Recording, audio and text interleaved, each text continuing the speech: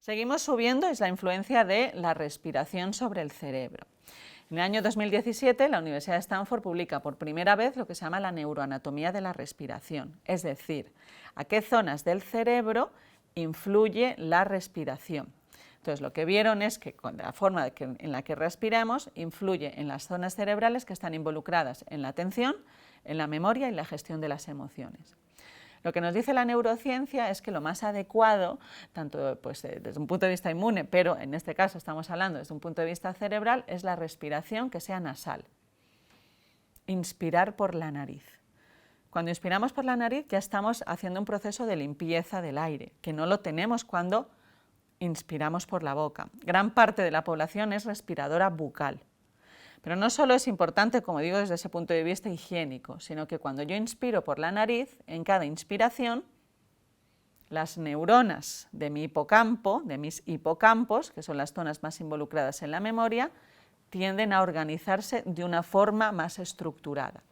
Cuando una zona del cerebro tiene una gran organización cerebral, tiene más capacidad de hacer cosas, ¿vale? Entonces, en cada inspiración, las neuronas de mis hipocampos alinean su actividad y por lo tanto yo tengo más recursos neuronales dedicados, en este caso, a la memoria.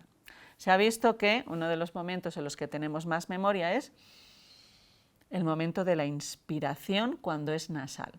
Esto también nos habla de la forma en la que respiramos, por ejemplo, la respiración lenta. Respiramos de una forma que es bastante acelerada para lo que debiera ser el ritmo del cerebro. Podemos respirar entre 15 y 20 respiraciones por minuto. Esto es una barbaridad. Tendríamos que bajar como a 10 respiraciones por minuto, cuando estamos así sentados, tranquilos. Entonces, ¿por qué? Cuando respiramos de una forma lenta, el tiempo que yo tardo en inspirar es más largo. Por tanto, estoy introduciendo más orden en mi hipocampo, que si yo hago así, pues a mi hipocampo no le ha dado casi tiempo a organizarse cuando ya estoy exhalando. Pero si importante es la inspiración para la cognición, la exhalación es importante para la emoción. Entonces, lo que se ha visto es que los tiempos de exhalación tienen que ser más largos que los tiempos de inspiración. Imaginamos, nuestro cerebro se agita, se excita cuando inspiro, se relaja cuando exhalo. Si no le damos tiempo suficiente a esa relajación, que le cuesta un poquito más que la inhalación, no nos hemos relajado. Hay un artículo de la Universidad de Tokio muy interesante que vieron que las personas que tardan poco tiempo en exhalar tienden a ponerse más nerviosos, a estresarse más cuando llega una situación que es difícil de gestionar. O sea, la respiración tiene una particularidad respecto al resto de los órganos y es que es el único proceso al que yo puedo tener un control consciente. Es decir, yo puedo decir, pues ahora respiro así, ahora respiro así, mientras que al estómago, al intestino, yo no le puedo decir, venga, acelérate, ahora haz esto o lo otro. Pero yo puedo aprender a respirar. ¿Cómo aprendemos a respirar? Pues el paso fundamental es aprender a observar nuestra respiración, ¿no? Por eso esa importancia de tomarse esos minutos a lo largo del día de voy a observar de forma completamente ecuánime cómo estoy respirando.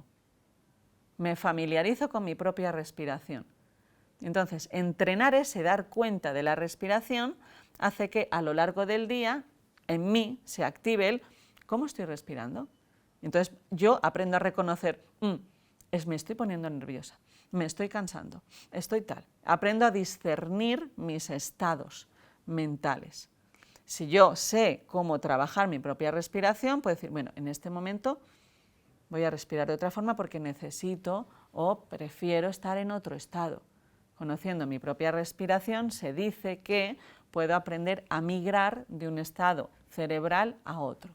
Esto ya lo decían en tradiciones mucho más antiguas que las nuestras, pero ahora científicamente pues lo vemos desde esa neuroimagen, ¿no? Aprender a familiarizar, a reconocer y a poder conducir nuestra propia respiración. Se dice, ¿no? Y también en la neurociencia, que una respiración a la deriva es una mente a la deriva.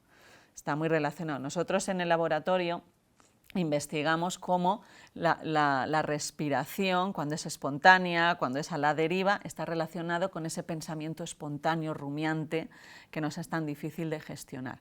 Entonces está muy relacionado ese pensamiento espontáneo con una respiración espontánea.